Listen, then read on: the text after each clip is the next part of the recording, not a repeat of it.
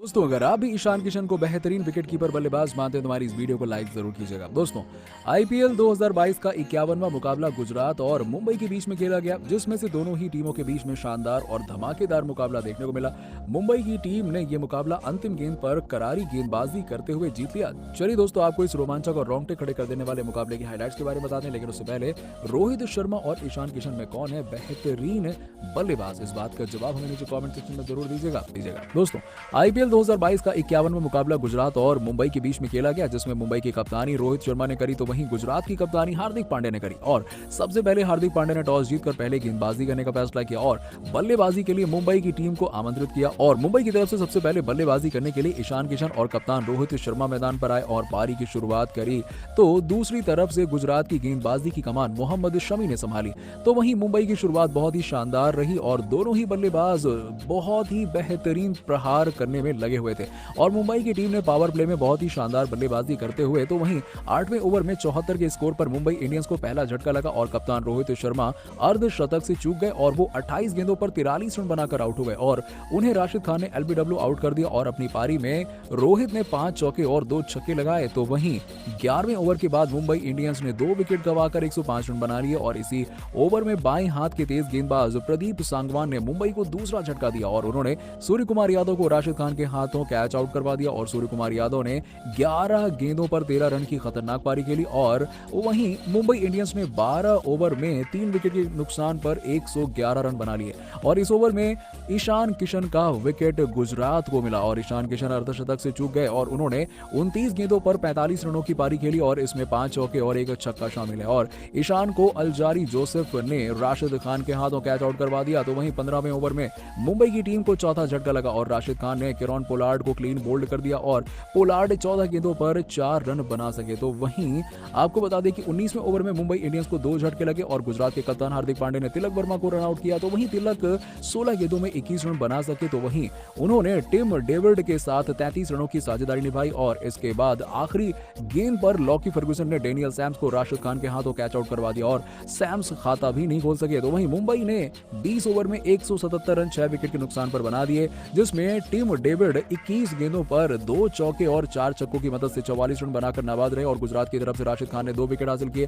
और इसके अलावा अलजारी जोसेफ, प्रदीप सांगवान और लॉकी फर्गुसन ने एक विकेट हासिल किया। और इसके बाद जब गुजरात की टीम 178 रनों के लक्ष्य का पीछा करने के लिए उतरी तो गुजरात की तरफ से सलामी जोड़ी शुभमन गिल और रिद्धिमान साहा मैदान पर आए और दोनों ही बल्लेबाजों ने इस मुकाबले में बहुत ही शानदार प्रदर्शन की उम्मीद दिखाई। और दूसरी तरफ से पहला ओवर डालने के लिए डेनियल सैम्स आए और लगातार बेहतरीन गेंदबाजी कर रहे थे और इस मुकाबले में भी शानदार गेंदबाजी करने की उम्मीद की गई और पहले ही ओवर में मात्र 1 रन दिया और अगले ओवर में गेंदबाजी करने के लिए जसप्रीत बुमराह आए और एक ओवर में गुजरात के रिद्धिमान साहा ने 2 चौके और 1 छक्का समेत 14 रन बटोर लिए और अगले ओवर में गेंदबाजी करने के लिए मुरुगन अश्विन आए और इस ओवर में शानदार गेंदबाजी करते हुए मात्र 4 रन दिए। तो वहीं अगले ओवर में गेंदबाजी करने के लिए रिले मेरेडिथ आए और इस ओवर में शानदार गेंदबाजी करने की उम्मीद की गई थी क्योंकि उन्होंने प्रत्येक मुकाबले में शानदार प्रदर्शन किया और इस मुकाबले में भी उनसे शानदार प्रदर्शन की उम्मीद की गई थी। लेकिन इस ओवर में गुजरात के बल्लेबाजों ने 2 चौके समेत 10 रन बटोरे और इसके बाद अगले ओवर में कप्तान रोहित शर्मा ने शानदार कप्तानी करते हुए जसप्रीत बुमराह को गेंद थमाई और अपना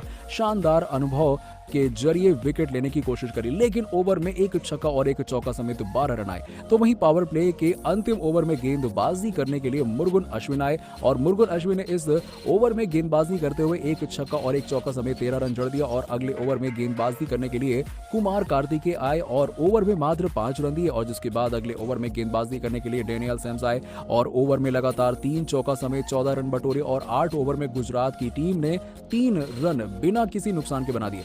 दोस्तों, गुजरात की टीम को अब